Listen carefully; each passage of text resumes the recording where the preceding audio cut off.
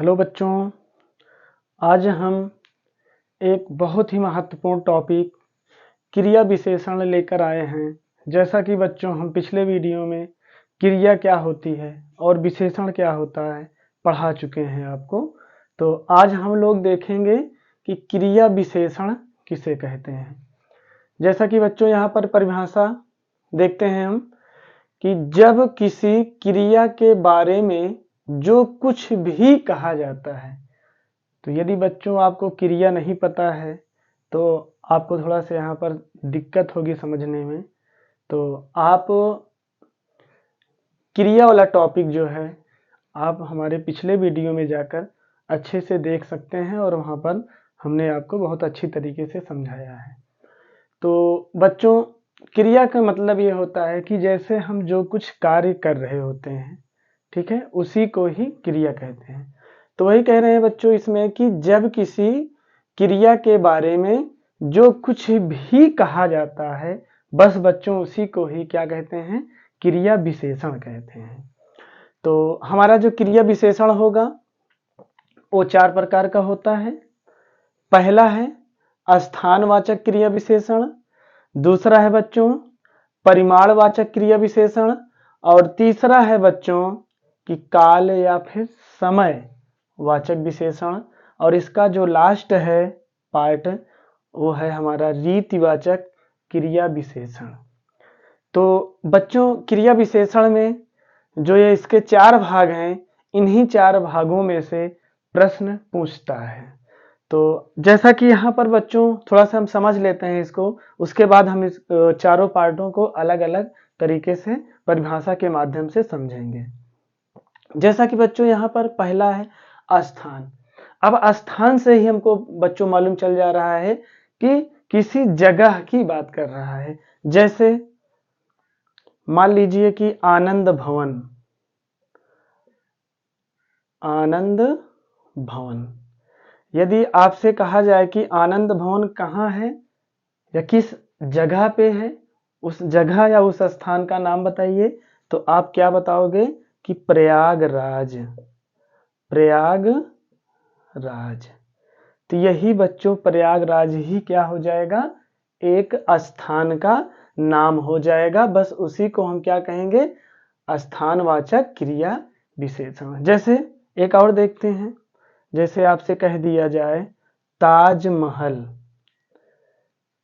तो बच्चों अब आपको पता होगा कि ताजमहल हमारा कहाँ है, तो आप बताएंगे आगरा। तो आगरा क्या है बच्चों, एक स्थान का नाम है। बस जिसमें स्थान का ज्ञान होता है या जिसमें स्थान का पता होता है, बस उसी को बच्चों क्या कहते हैं, स्थानवाचक क्रिया विशेषण कहते हैं। अब दूसरे वाले में देखेंगे परिमाणवाचक क्रिया विशेषण। अब परिमाण से ही बच्चों हमें मालूम हो जा रहा है कि किसी भी चीज के बारे में बताया जाएगा कि वो कितना है। जैसे यहां कहा जाए कि राम अच्छा है, राम कैसा है, अच्छा है, ठीक है।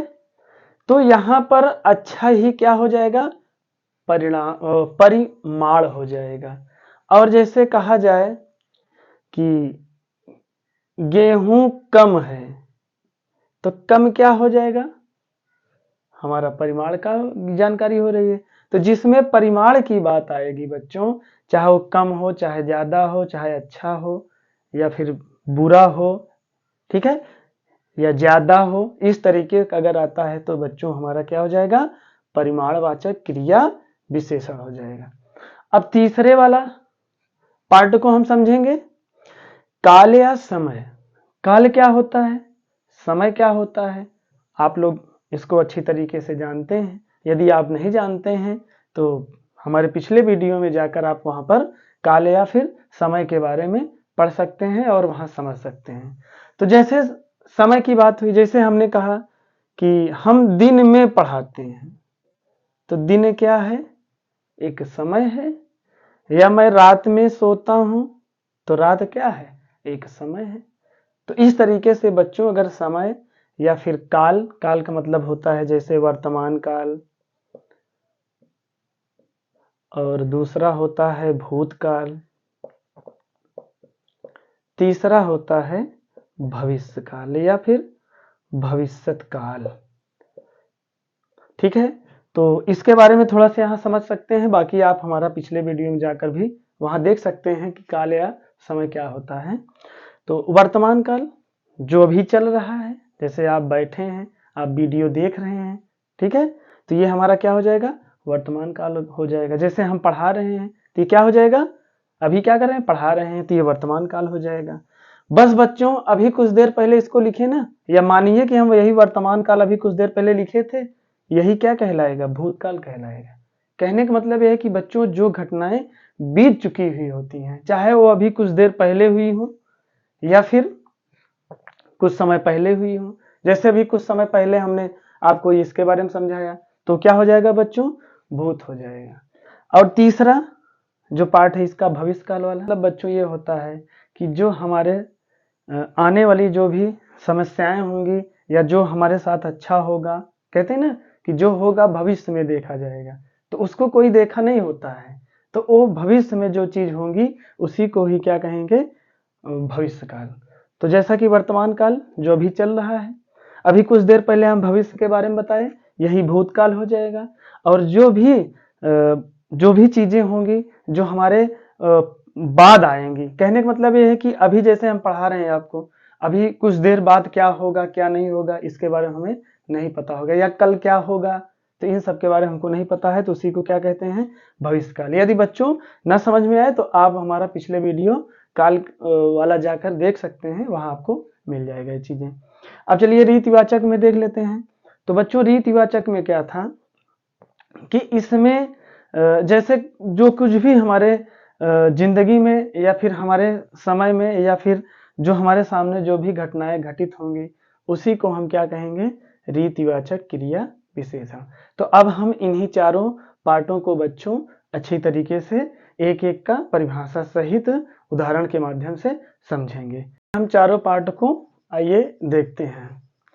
तो पहला जो पार्ट है बच्चों, स्थानवाचक क्रिया विशेषण। इसमें क्या होता है कि जब किसी क्रिया से कहां से प्रश्न किया जाता है, यानी किसी क्रिया से कैसा प्रश्न किया जाएगा, कहां से, जैसे कहे ना आपसे कहा जाए कि वह कहां से आ रहा है, ठीक है बच्चों, इस तरीके से अगर हमको जानकारी मिलती है तो उसे ही क्या कहते हैं, स्थानवाचक क्रिया विशेषण कहते हैं। जैसे राम बगीचे में फूल तोड़ रहा है।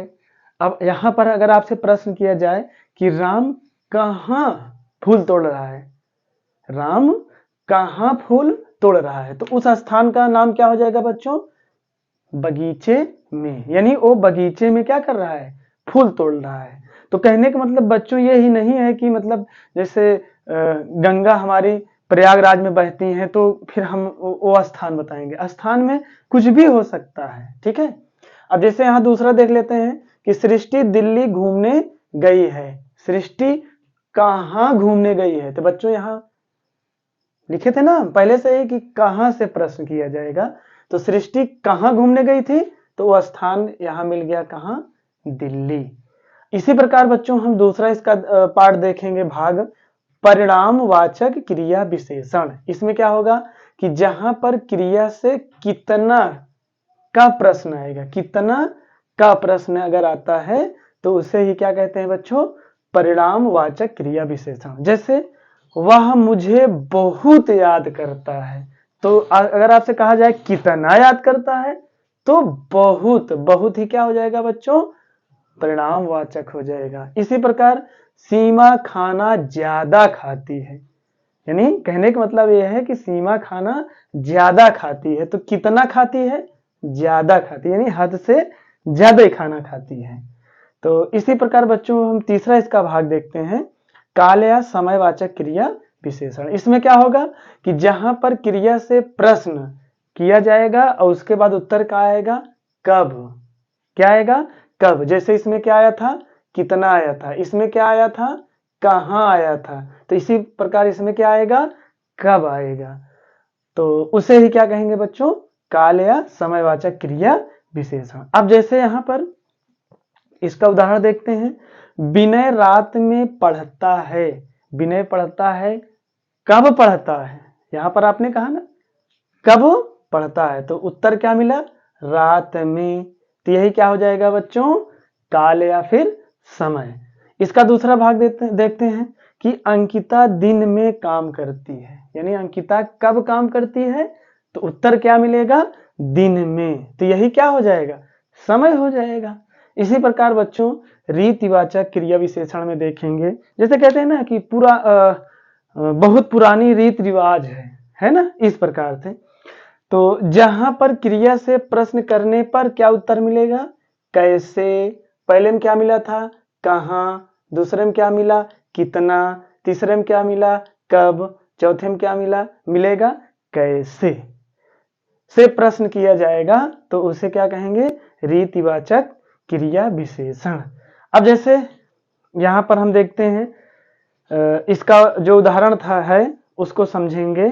तो ये उदाहरण जो है बच्चों एक गाने का है। वो गाना क्या है कि धीरे धीरे से मेरी जिंदगी में आना। तो यहां पर धीरे धीरे से मेरी जिंदगी में आना वही गाना है। तो धीरे धीरे क्या है? अगर देखा जाए तो एक रीति है, एक क्या है?